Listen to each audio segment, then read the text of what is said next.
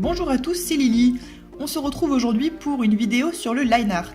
Le line art, pour ceux qui n'auraient pas encore le jargon de l'illustrateur, c'est l'ancrage d'un dessin, la mise au propre d'un dessin.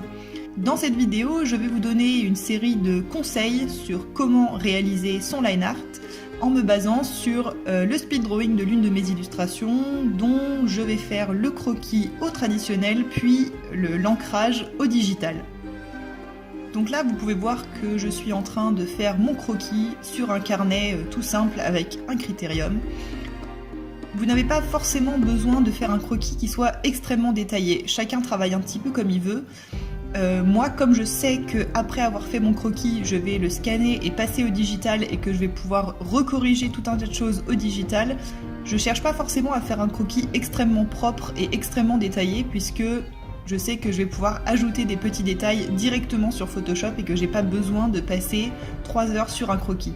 Mon but, c'est un petit peu de faire un croquis rapide, d'avoir une idée générale de ce que le dessin va donner sans forcément perdre beaucoup de temps à travailler les finitions puisque je vais pouvoir de toute façon passer autant de temps que je veux à les fignoler sur Photoshop ensuite. Donc là, vous voyez que je gomme de temps en temps, mais j'utilise rarement la gomme. Une fois que je suis satisfaite de mon croquis préliminaire, je le scanne et je l'importe sur Photoshop pour pouvoir continuer de travailler au digital. Alors, quand vous travaillez sur Photoshop, pensez à travailler en grand. Ça, c'est un conseil que je donne à tous les artistes qui travaillent au digital. Travaillez toujours sur un document qui soit assez grand pour que vous puissiez zoomer à volonté sans que ça ne devienne pixelisé et que vous puissiez vraiment travailler dans le détail. C'est extrêmement frustrant de travailler trop petit et de se rendre compte qu'on ne peut pas zoomer jusqu'à un certain point dans notre image. Moi, ce que je vous conseille, c'est de travailler avec une taille d'image de minimum 2500 ou 3000 pixels de côté pour que vous soyez vraiment à l'aise sur votre surface de travail. Quant à la résolution, donc ce qu'on appelle les DPI, donc les dots per inch, ça va dépendre de si votre image est destinée à l'impression papier ou si elle est destinée à être publiée uniquement en ligne. Si vous voulez ou si vous avez dans l'idée éventuelle d'imprimer votre image sur papier, il vous faut impérativement travailler avec une résolution de minimum 300 DPI. Pourquoi ? Parce que sinon, à l'imprimante, votre image va être floue, elle va être pixelisée, ça va pas être joli. Si vous destinez votre image uniquement à une utilisation en ligne, là vous pouvez baisser le nombre de DPI. Généralement, par défaut, je crois que Photoshop ouvre un document en 72 DPI.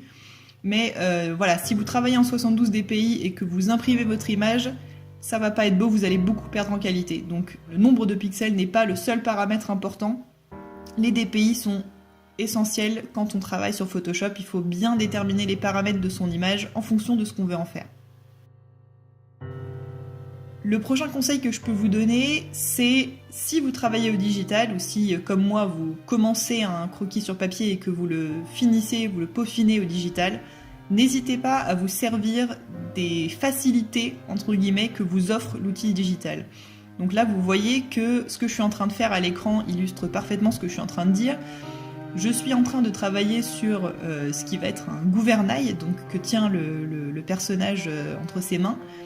Et plutôt que de m'embêter à dessiner des cercles et des cercles et des cercles des dizaines de fois et de dessiner toutes ces poignées du gouvernail, donc qui sont au nombre de 8, qui sont toutes exactement les mêmes, je les copie-colle. J'en dessine une et je la copie-colle 8 fois pour constituer mon gouvernail.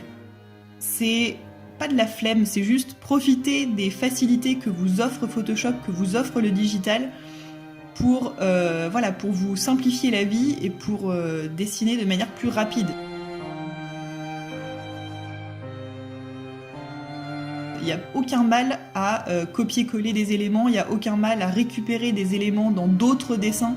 Par exemple, là je dessine des cordages, c'est des cordages que j'avais déjà dessinés dans un autre dessin, que je récupère le line art d'un dessin précédent et je les remanie, donc je peux changer leur taille, je peux changer leur disposition dans le dessin, mais plutôt que de m'embêter à redessiner tous ces cordages qui prennent quand même beaucoup de temps à faire, je reprends ce que j'avais fait dans un dessin précédent. C'est quelque chose au début que j'aimais pas trop faire. Je me disais, je me sentais pas légitime de faire ce genre de trucs faciles. Mais finalement, pourquoi pas. Voilà, ça ne rend pas le dessin moins bon. C'est juste que moi, ça me facilite la vie et ça me prend moins de temps.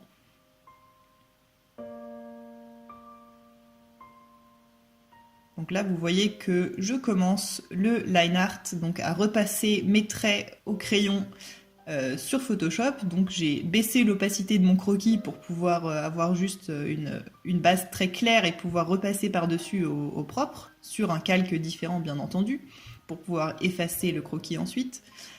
J'utilise les brushes basiques de Photoshop, donc je suis pas du tout quelqu'un qui travaille avec des brushes personnalisés ou des brushes que je télécharge à droite à gauche. Ça, c'est vraiment les brushes ronds de Photoshop qui sont dans toutes les versions de tous les logiciels graphiques.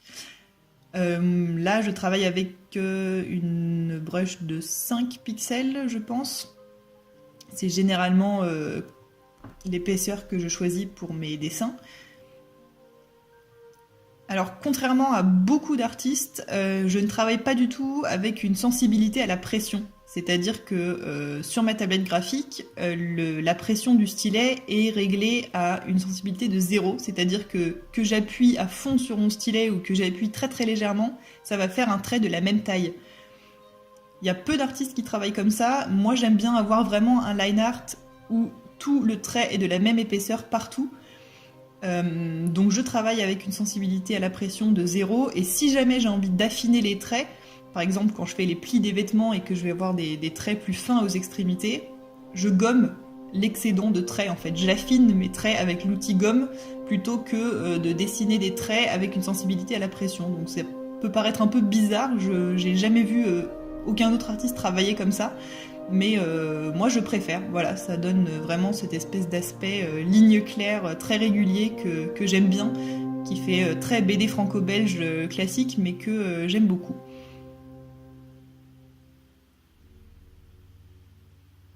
Vous voyez à quel point je zoome dans mon dessin et à quel point je suis contente de travailler en très grand, puisque là par exemple si je travaillais avec une illustration de 500 x 500 pixels, je serais incapable de zoomer autant, ce serait complètement flou, ce serait pas beau et pas précis du tout.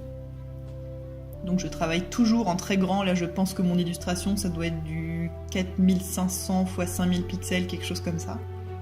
En 300 dpi bien sûr, puisque je destine éventuellement ces illustrations à l'impression papier.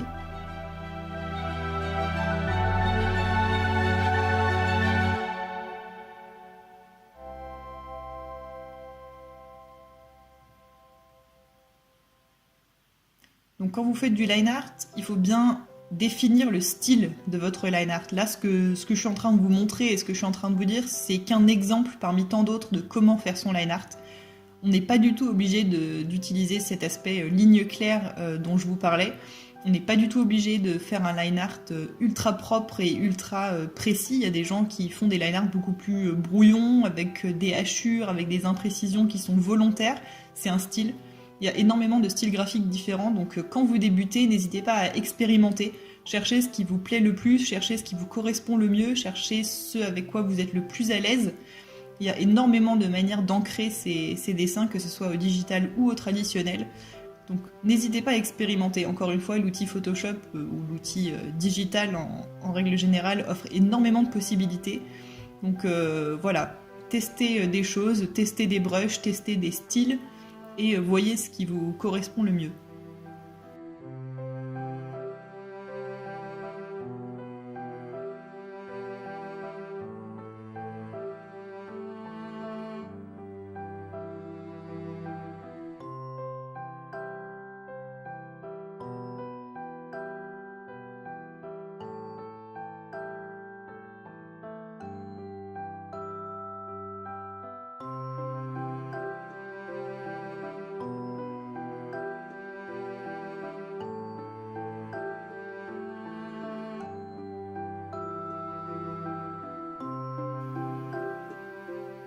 Donc vous voyez aussi que j'utilise régulièrement l'outil lasso. Donc pour ceux qui connaissent Photoshop, c'est l'espèce d'outil qui permet de découper une partie du dessin et de repositionner.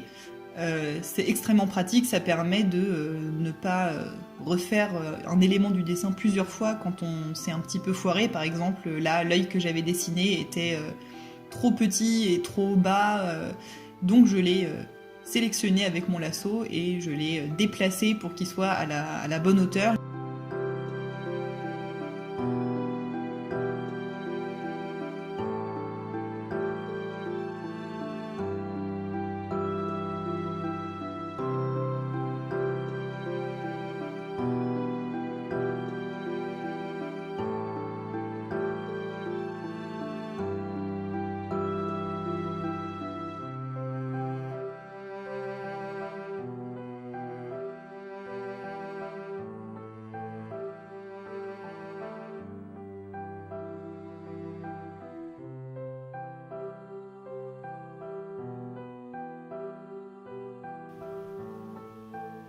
Voilà, donc là vous avez le line art terminé et mis en couleur puisque je travaille avec des line art de couleur, puis les étapes finales du dessin avec les ombres, les lumières, les effets spéciaux, l'orage, la pluie, etc. J'espère que cette petite vidéo sur le line art vous aura plu et je vous dis à la semaine prochaine pour une nouvelle vidéo sur le domaine du dessin et de la BD. Salut!